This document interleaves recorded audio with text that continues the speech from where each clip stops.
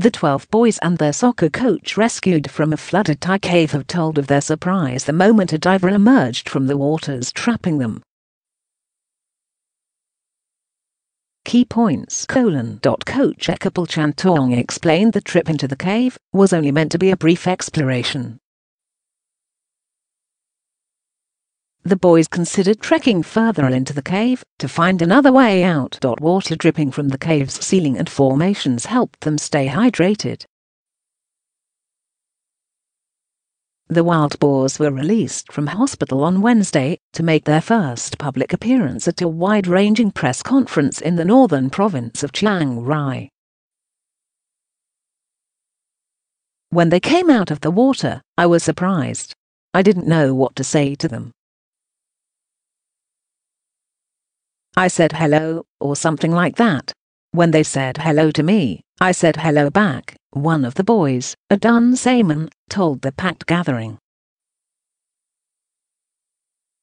It was so magnificent. Hearty applause met each of the boys as they stood one by one, starting with the coach, to introduce themselves by name and nickname, and their position on the field. Samon described the moment they realized they had been found. In the evening, we were sitting around, and we heard someone, and I asked our team members to quiet down, because I heard some conversation, he said. I started to listen, and it became reality. Worried that the rescuers wouldn't be able to locate them, one of the boys moved closer to where the sound was coming from, Samon said. Someone was raising their head above the water and said, hello. I went in there and the noise replied, hello, is anyone there? That discovery triggered the rescue effort that brought to safety via a 3-day diving mission, organized by Thai Navy SEALs and a global team of cave diving experts. Within 1 hour we have to come back. Coach Ekkapol Chantawong explained why the boys went into the cave. This trip we intended it to be a study, to familiarize the trip so that the next time we can have a proper trip to Tham Luang, he said. We have been to the area before, but not all the members of this were in our first trip. We went in there and saw a couple of pools of water. This time we went further than the pools of water. I said, do we want to go? Within 1 hour we have to come back, we have to come out before 5 p.m, because someone has to get home. A Wild Boars member named Nide was saying, today is my birthday, I have to be home, because my mother is arranging a party for me. If you guys want to join me, we can all go to my house on the bicycle. Inside the cave, they discussed whether or not to explore further, eventually deciding to push on. The coach said the strongest swimmer kept checking the level of the water. When you are in there, the level of the water rose. So he was checking the depth of the water all the time, and he was saying that the water is not deep at all. And gradually we followed him, in order to see whether we can go further. I realized that we had to swim further. I looked at my watch, and I realized it was 1 hour after the expected time, so I asked whether we should go home, so we decided to return home. The team did not believe they were lost at first. They tried to track back the way they came, but saw more water than they expected. Mr. Ekkapol investigated personally, and soon realized the path ahead would not be their way out.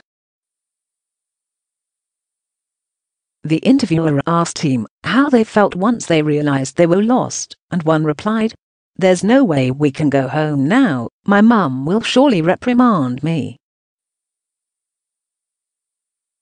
But they were determined to escape. Straight away the team tried to dig a passageway to help drain some of the water blocking the way out. When that failed, they looked for a place to rest near the water, in the hopes it would recede overnight and help would find them, the team coach said. But aid did not come so soon. HOW they decided who came out first. THE team stayed hydrated by drinking water dripping from the stalactites in the cave, but the lack of food left them weak, the boys said. I felt dizzy due to my hunger, the youngest one said. I stopped thinking about food because it would make me even hungrier.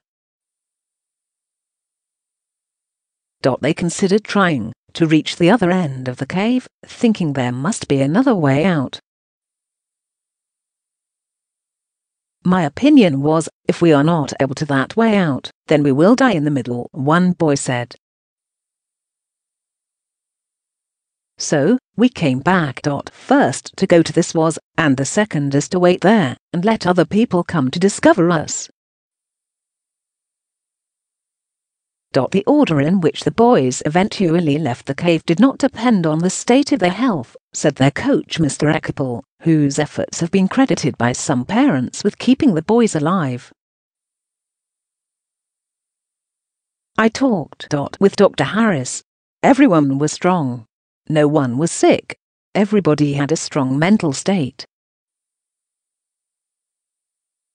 Dr. Harris said, there's no preference, he said.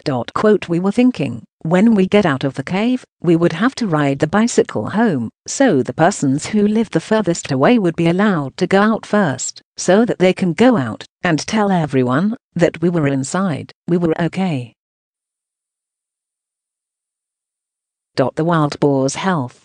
Earlier, the show's host spoke to members of the medical team that treated the boys. They are very strong inside, a doctor said. Blood samples have been tested, physical examination has been done, and just now we were able to witness the strength, both physical strength, as well as the mental strength of the team members of Wild Boars team. A female doctor taking care of the boys' mental health said she had spoken with each of the boys in depth, and said, using psychological principles, as well as the treatment program that we conducted, we found that each of the team members was very well adjusted socially. We are able to conclude that they are very physically fit as well as mentally appropriate. However, the medical team said the boys were welcome to return for a visit, or for more help in future. If they miss us, we would welcome them to come back and see us. The group had planned to explore the Tham Luang Cave complex for about an hour after soccer practice on June the 23rd. But a rainy season downpour flooded the tunnels, trapping them. TWO British divers found them on July the 2nd, squatting on a mound in a chamber several kilometers inside the complex.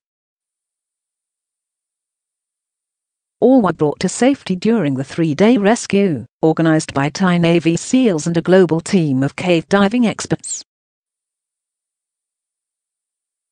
The rescue effort drew global media attention and hundreds of journalists, many of whom left after it wrapped up, but excitement picked up again in the usually sleepy town of Chiang Rai ahead of the boys' March anticipated appearance.